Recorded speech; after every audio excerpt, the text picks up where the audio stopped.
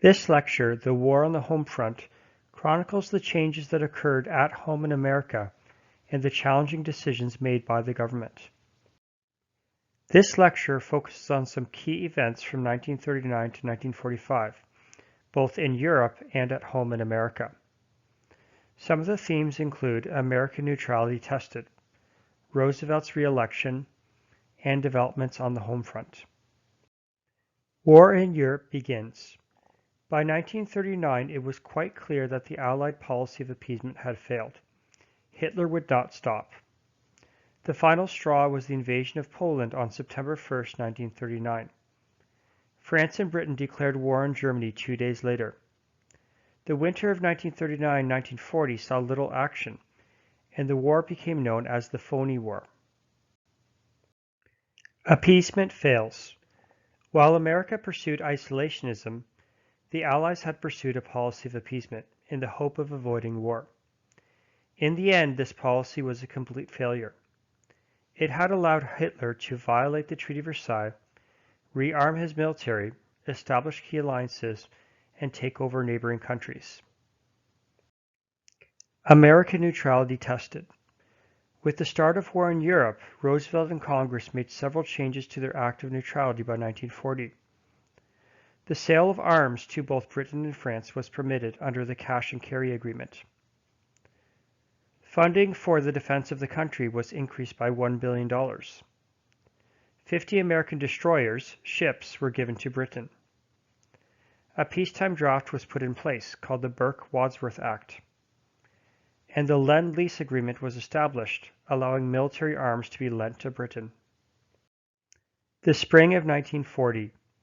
Following the Phony War as it had been coined, the German military began its assault upon Europe once again.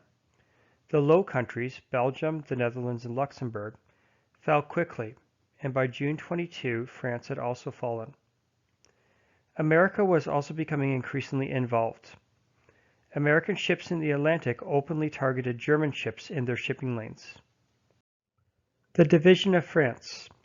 The northern portion of France was occupied by Germany, while the southern portion was a free zone set up with a French puppet government under the command of former French General Marshal Pétain. The entire coast of France would become a system of defense known as the Atlantic Wall. Roosevelt's re-election. The question of 1940 was, would Roosevelt run a third term in office? Using a clause in the Constitution, Roosevelt did run again. He went on to defeat Republican candidate Wendell Willkie by receiving a popular vote of 55%. Roosevelt would also serve the first portion of his fourth term in office until his untimely death in early 1945.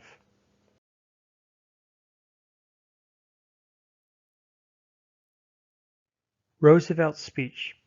Take a moment to listen to Roosevelt's famous speech he gave the day after Pearl Harbor. We will now learn about some additional developments on the home front, including wartime spending, the treatment of African Americans, the treatment of Native Americans, and the internment of Japanese-Americans. Wartime spending. The federal budget increased from $9 billion in 1939 to $100 billion by 1945. Over the course of the war, the national debt would rise from $49 billion to $259 billion in 1945. How was the money raised? Over $100 billion was raised through the sale of bonds to American citizens. These are known as war bonds. In addition, income taxes were also increased. African American contributions. The demand for labor drew many African Americans to major urban centers in the North.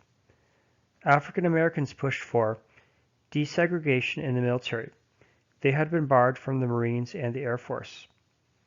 They also wanted equal working conditions in factories. A riot ensued in Detroit, claiming 34 lives. Over 700,000 African Americans would serve their country in World War II. Native Americans and the war. Approximately 25,000 Native Americans served in the war. The Navajo language was used to communicate important messages over radio and telephone. Despite their contributions, conditions on reservations deteriorated due to lack of funding. The internment of Japanese-Americans.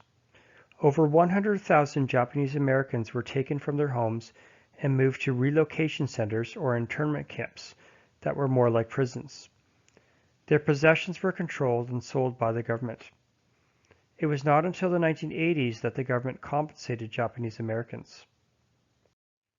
Conclusions. World War II was not only a war fought in Europe and the Pacific, but life at home in America also changed drastically. Take a moment and identify 3 key events that occurred on the home front.